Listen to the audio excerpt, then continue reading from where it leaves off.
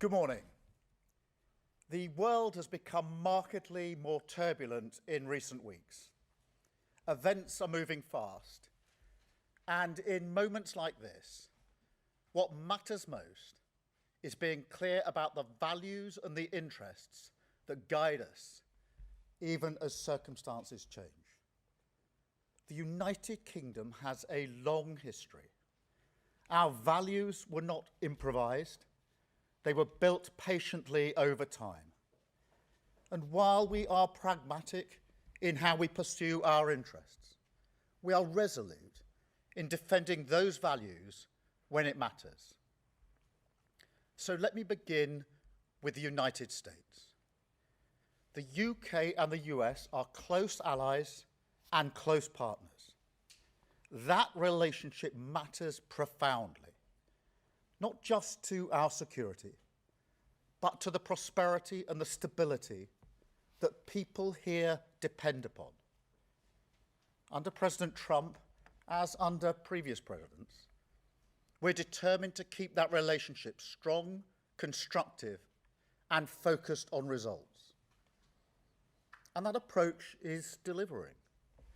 Through sustained engagement, we've seen significant US investment into the UK economy, running into hundreds of billions of pounds, supporting growth, skills, and jobs right across the country.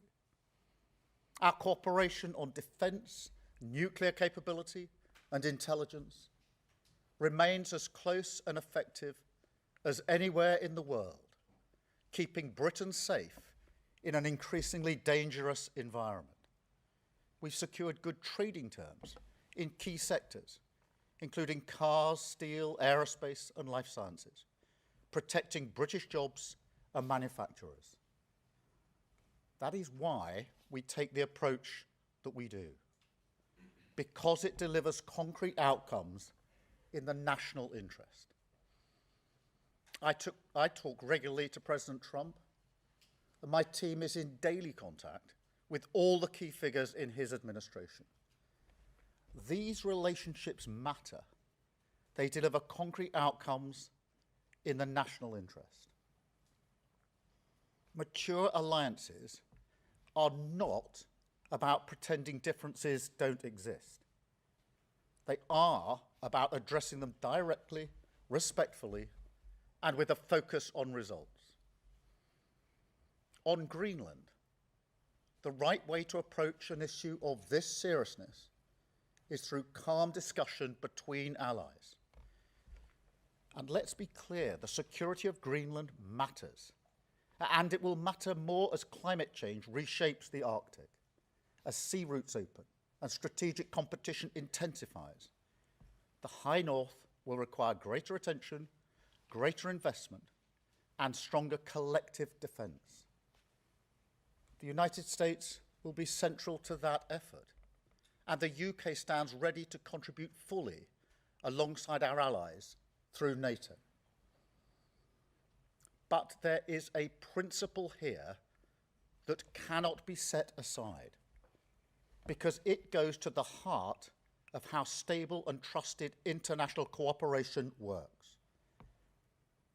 And so any decision about the future status of Greenland belongs to the people of Greenland and the Kingdom of Denmark alone.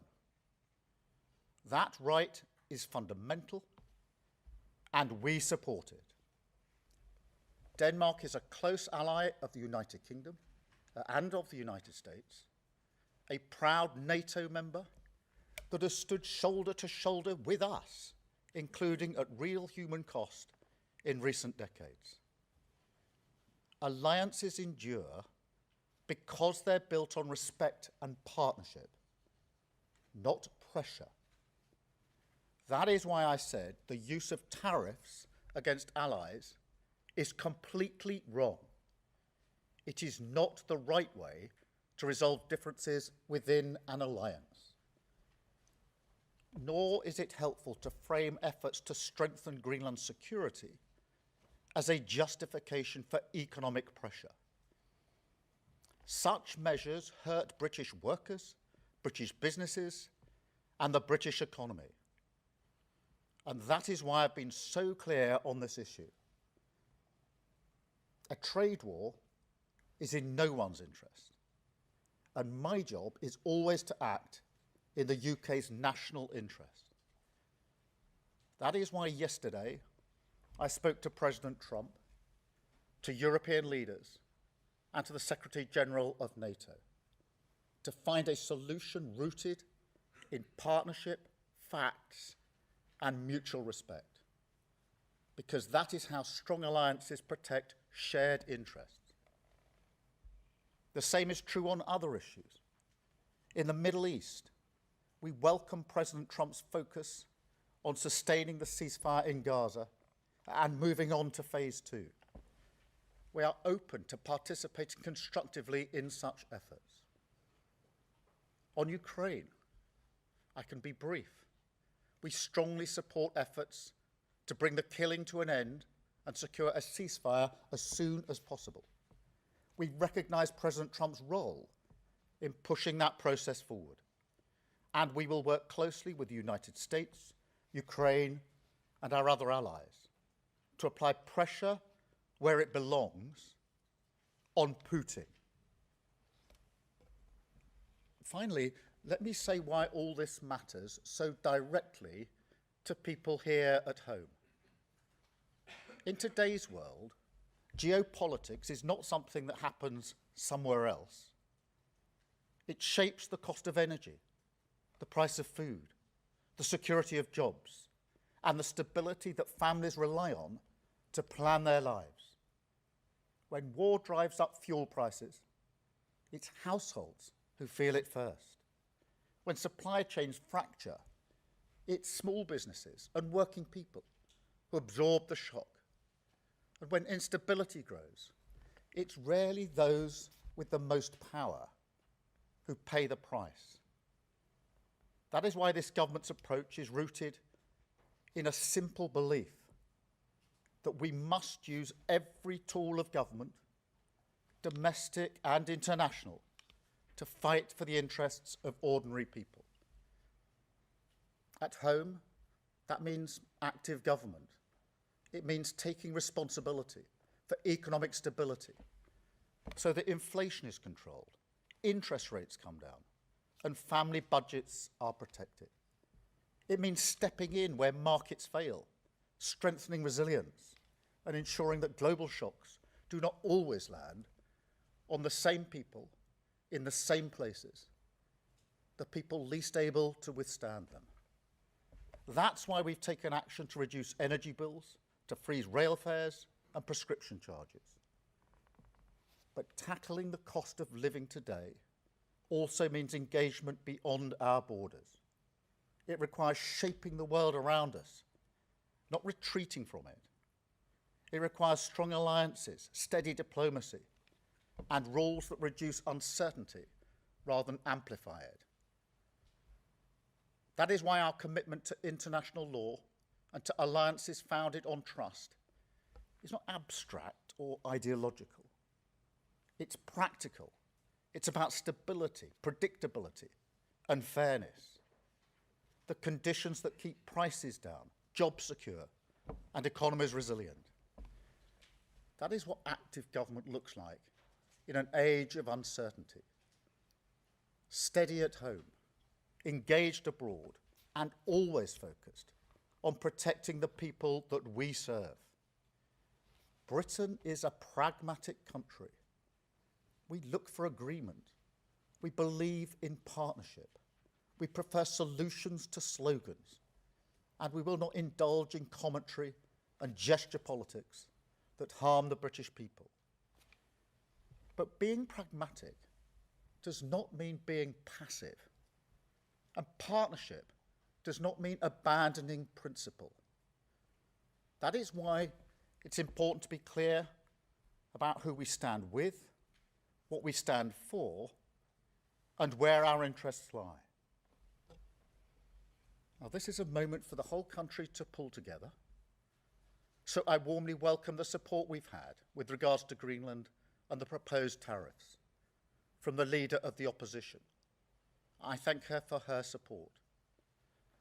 At moments like this, there will always be people who reach for the performative, who think an angry social media post or grandstanding is a substitute for hard work. That's an understandable instinct, but it's not effective. It never has been.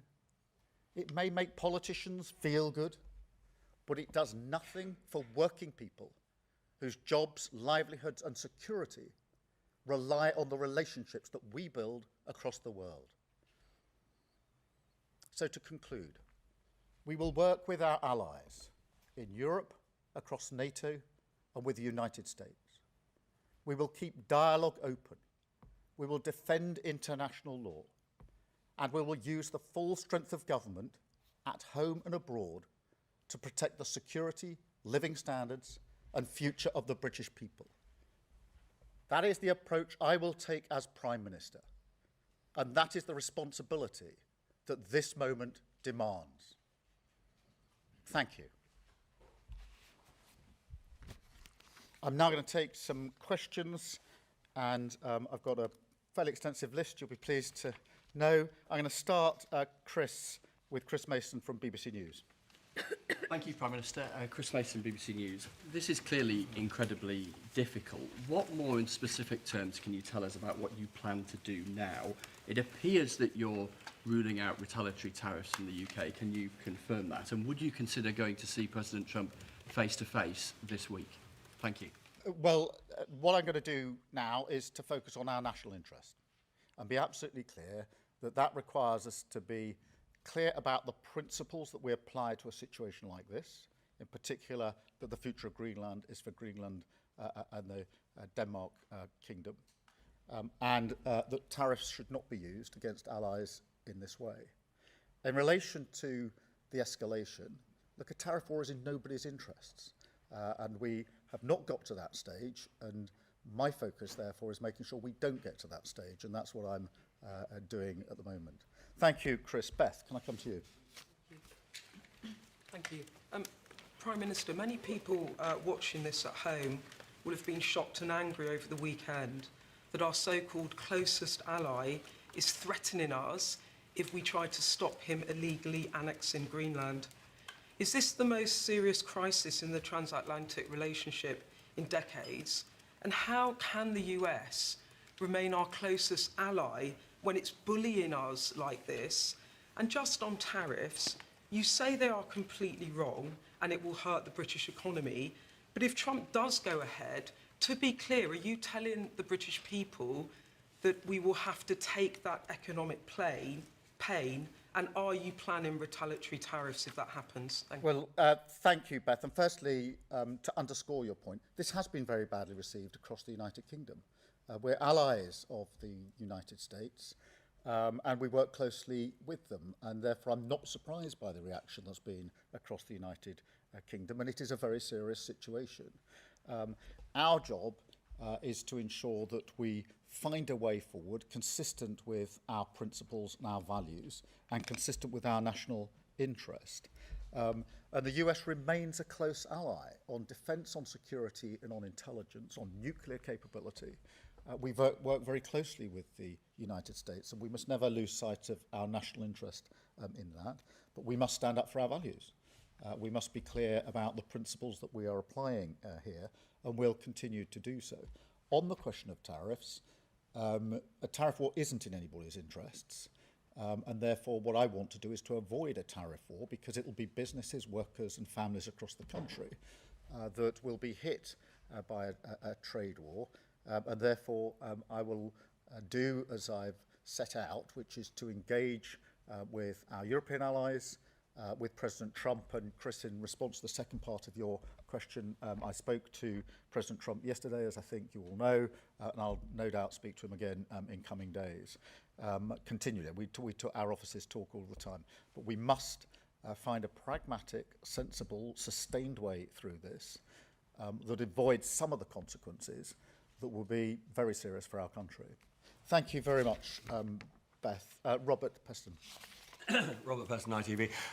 Prime Minister, your entire approach is predicated on the idea that Donald Trump is amenable to reason and respects the rule of law, but it's patently clear that Neither of those assumptions are true. So when will you consider some kind of economic retaliation through tariffs? And will you talk to the monarch, to the king, about not going to America to celebrate 250 years since independence? Well, Robert, this is a serious situation, and as I've said, threatening tariffs on allies is the wrong thing to do, completely wrong. And a trade war is not in our interests, and therefore my first task is to ensure we don't get to that place, which is what I'm focused on at the moment and will continue to focus on. In relation to wider issues, I don't want to lose sight of the central goal here, which is to avoid the seriousness that a trade war would bring. In relation to your broader point, we do have to remember at all times that it is in our national interest that we continue to work with the Americans when it comes to defence, to security and to intelligence. Our nuclear deterrent is our foremost weapon and deterrent when it comes to securing the safety of everybody in the United Kingdom. It's my primary duty. And that requires us to have a good relationship with the United States. But it doesn't mean, as I said a moment ago, that we pretend we don't have differences. We do have differences. And I've set out some of those differences here this morning in relation to Greenland. Differences of opinion in terms of who should decide the future of Greenland. I'm very clear in my position in that. And differences of opinion on the use of tariffs in a situation like this. And again, I've been very clear saying they're completely wrong. So we apply our values and we seek a solution that's in our national interest. Thank you, Robert. Chris Hope. Chris Hope, GB News, Prime Minister. Donald Trump says he no longer feels an obligation to think purely of peace. Is now the moment you must choose between the US and the EU? Is this a fracturing in your special relationship? Firstly, I don't think it's right for us to choose between the US and Europe. And that's not a new position today. That's the position I've consistently held, as have previous governments, because we are allies with our European partners and allies with the US. And the strength in being able to keep both those alliances has served us well over the last 80 years. So this is not a moment to sort of choose one between the other. I have argued, and this is not an argument for the first time today, and I've spoken to European allies and leaders about the need for Europe to step up and do more in its own defence and security. I feel that over many years we've not paid enough attention to what we European nations can and should do in our own defence, and this reinforces why it's important that we do that in defence and security. And defence and security these days, of course, includes energy and resilience and cyber, as well as the traditional defence and security. Europe has to step up into that space, and that's an argument I've been leading on and making for a number of months now with our European partners, and will continue to do so. Thank you, Chris. I've got Gary Gibbon from Channel 4. Gary. Thank you, Prime Minister. You say that Donald Trump remains an ally, but a lot of people would look at his behaviours and say he's not remotely behaving like an ally. Is there anything he could do that would make you think he was no longer an ally? Or is it just unthinkable? Are we totally locked in? And just one other, if I may, some puzzlement that those forces, quite limited military personnel that went to Greenland, that he interpreted that as a hostile act. Do you have any sense that he might have been misinformed about that in entire expedition? Well, taking the second bit first, if I may, that is one of the things I discussed with President Trump yesterday in relation to those forces which were clearly there to assess and work on risk from the Russians. And so there's real clarity, I hope, about that. In relation to the relationship, we must never lose sight of the fact that on defence, security, intelligence and nuclear capability, we work very closely with our US allies, and it's in our national interest to continue to do so. That doesn't mean pretending we don't have differences, and I don't think anybody could suggest I'm pretending we don't have differences. I'm spelling out what those differences are, what our principles and values are, and how we approach them. But we do continue to work with the Americans. The situation in the Middle East is fragile. There is a ceasefire. We need to move to phase 2. We mustn't lose sight of that. In Ukraine, we've been striving for a just and lasting peace for a long time now. We're 4 years into that conflict. It is in our interest to work with others to bring about that just and lasting peace. The last thing we should do is to simply throw all that away and pretend that it doesn't matter anymore. It does matter. But we don't do that by pretending we haven't got differences. We do have differences, and I'm spelling them out here this morning. Thank you very much, Gary. I've got Kitty Donaldson from iNews. Thank you, Prime Minister.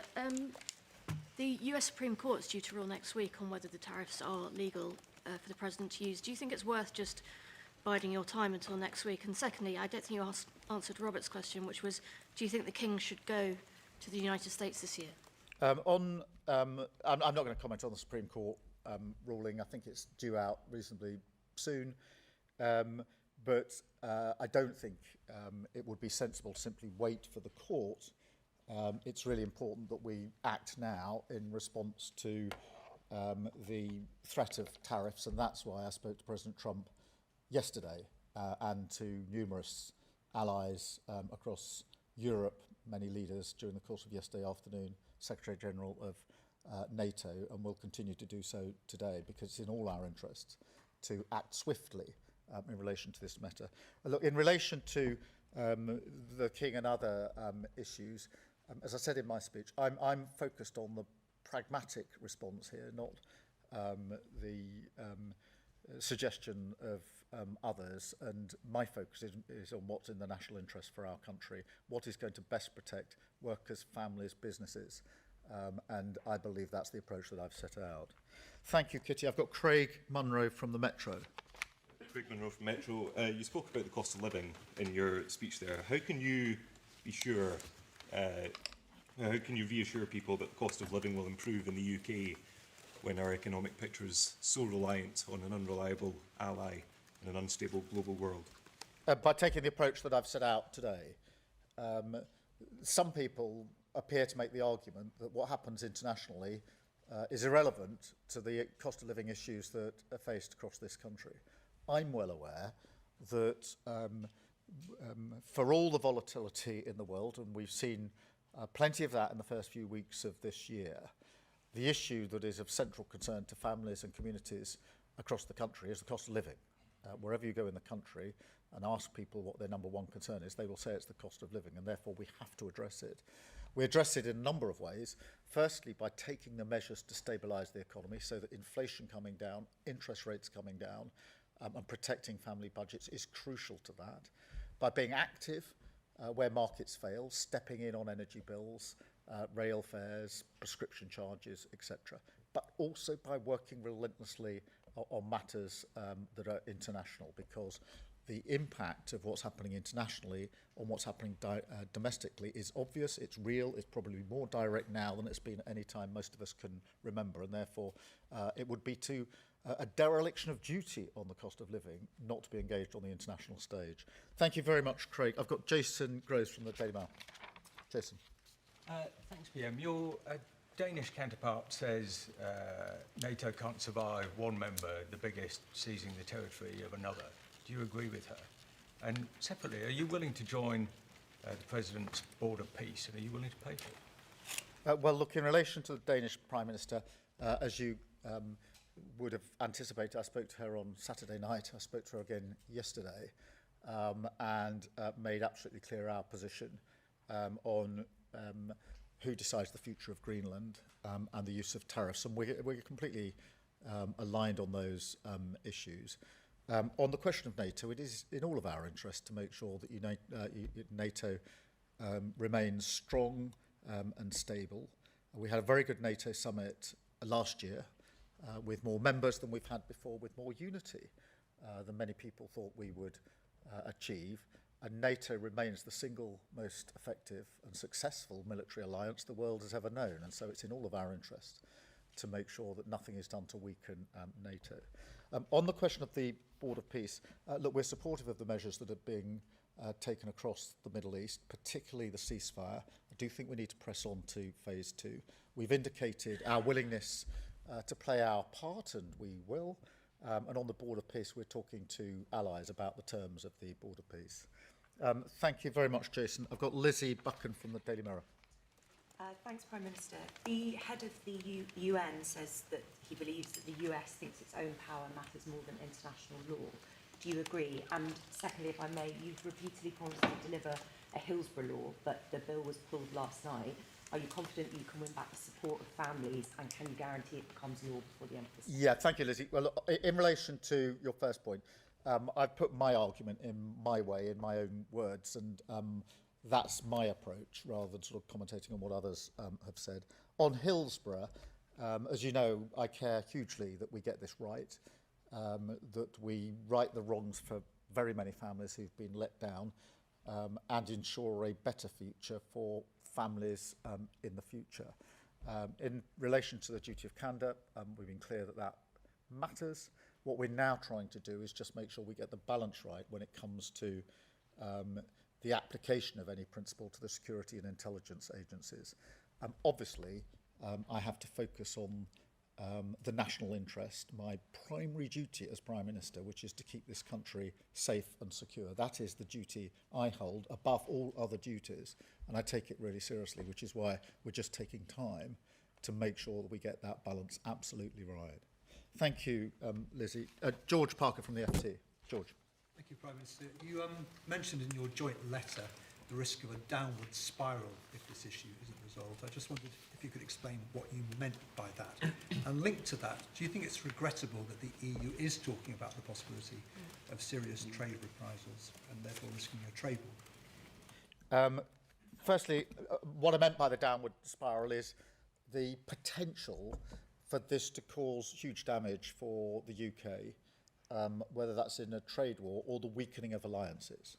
And I do not want to see that happen. That doesn't mean that we put to one side our principles and our values, quite the contrary. We're very clear about what they are, which is why I wanted to have this press conference this morning and to affirm those principles and values that we apply.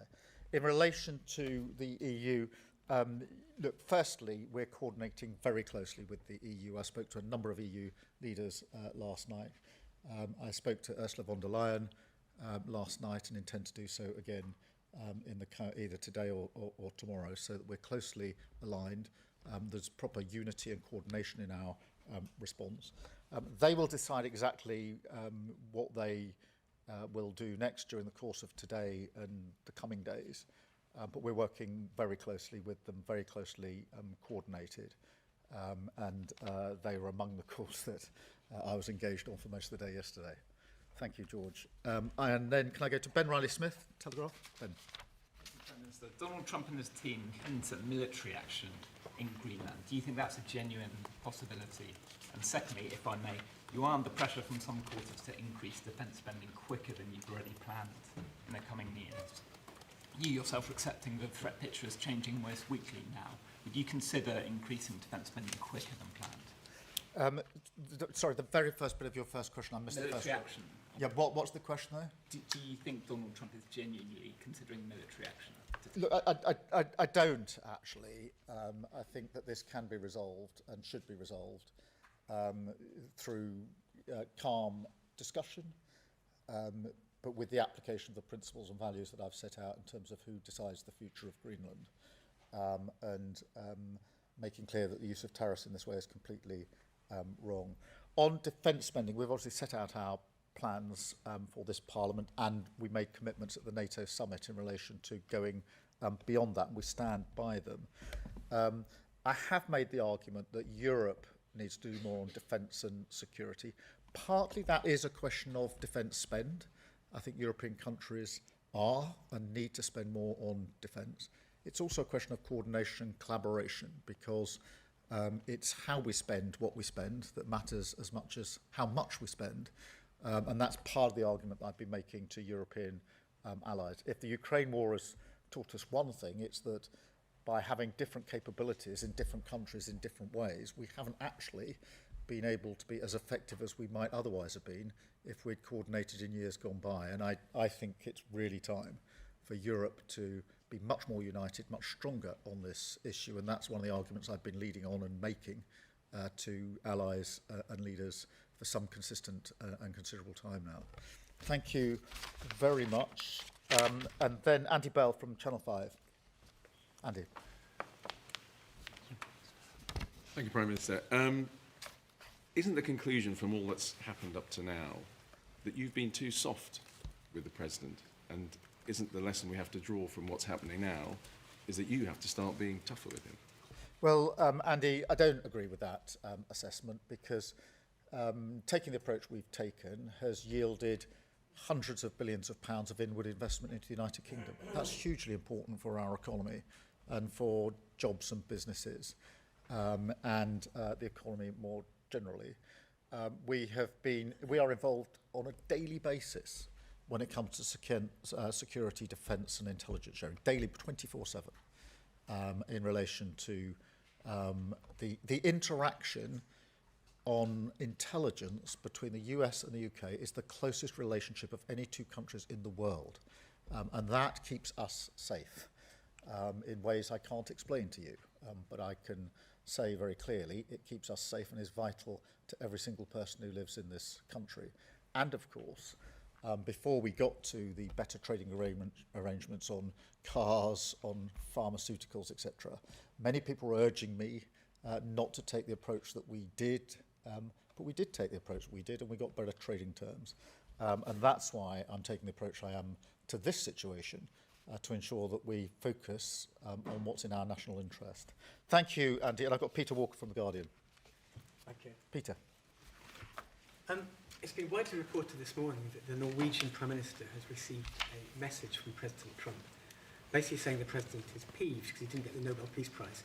Whilst I'm sure everyone watching this will fully understand why there is a need for the UK and US to kind of keep collaboration and links so close, can you understand why some voters look at what President Trump does and says and think, are we actually serious? Can we actually get anything from him? And if I may, I know that no policy has been announced yet, but from a personal point of view, do you think it would be a good idea for social media use to be restricted for younger people?